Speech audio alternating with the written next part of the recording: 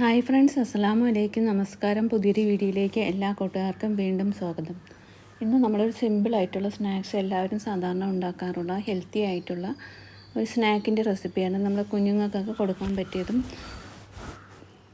Video ആദ്യമായി കാണുന്ന ഏതെങ്കിലും കൂട്ടുകാരുണ്ടെങ്കിൽ പ്ലീസ് ഒന്ന് സബ്സ്ക്രൈബ് ചെയ്ത് സപ്പോർട്ട് ചെയ്യാനും നിങ്ങളുടെയൊക്കെ അഭിപ്രായങ്ങൾ കമൻറ്റ് ചെയ്യാനും മറന്നു പോകരുത്.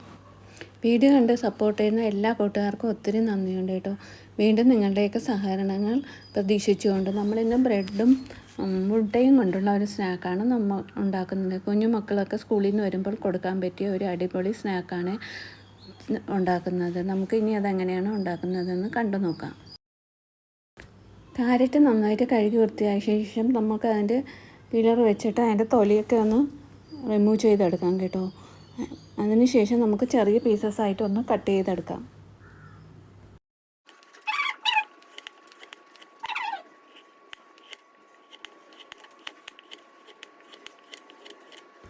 പിന്നെ നമ്മൾ കുക്കുംബർ എടുത്തിട്ടുണ്ട്. നിങ്ങൾക്ക് ഇഷ്ടമുള്ള വെജിറ്റബിൾസ് എടുക്കാം. അതും ഒന്ന് ചെറുതായിട്ടൊന്ന് കട്ട് ചെയ്തെടുക്കാം.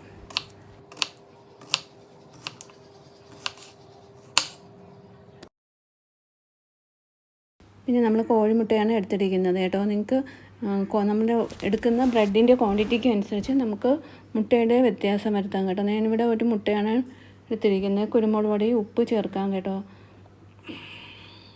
അതിനുശേഷം നന്നായിട്ടൊന്ന് മിക്സ് ചെയ്തെടുക്കാം. എന്നിട്ട് നമ്മൾ എടുത്ത് വെച്ചിരുന്ന ബ്രെഡിലോട്ടൊന്ന് മുക്കിയതിന് ശേഷം ചൂടായ പാനിലോട്ട് കുറച്ച് നെയ്യോ ബട്ടറോ എന്തെങ്കിലും ഒഴിച്ചു കൊടുക്കാം കേട്ടോ. അതിന് ശേഷം നമുക്ക് നമ്മൾ മുക്കിയെടുത്ത ബ്രെഡ് ഒന്ന് ഇട്ടിട്ട് തിരിച്ച് മറിച്ച് ഇട്ടിട്ടൊന്ന് മുരിച്ചെടുക്കാം.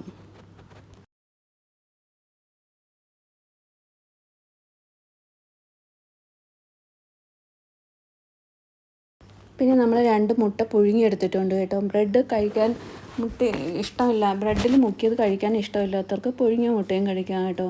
അത് നമ്മൾ കുറച്ച് കുരുമുളക് ഉപ്പും കൂടെ തൂറ്റി കഴിഞ്ഞാൽ നല്ല ടേസ്റ്റ് ആയിരിക്കും കേട്ടോ. നമ്മുടെ പച്ചക്കറി കൃഷിയുടെ കുറച്ച് കാഴ്ചകളാണ് ഇനി നമ്മൾ കാണിക്കാൻ പോകുന്നത്.